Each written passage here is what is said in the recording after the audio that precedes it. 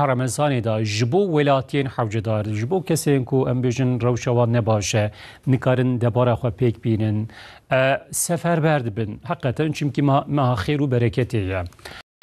Nebe tenê wexif lazim e ku herkes, her insan em bêjin alîkarîkên wiha, xêrên wiha bike her tim. Her roj tebê ji bo bi hezara malbatan xwarin tê amadeykirin û belavkirin.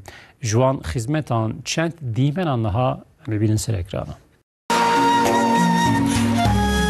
شارداریا میدیات نافچه مردینه جبو ولاتین آستنگدار، حوجدار، قلو پیران هر روز خوارنه بلاو دکه. لنافچه جبو 1500 مالباتی خوارن تداین.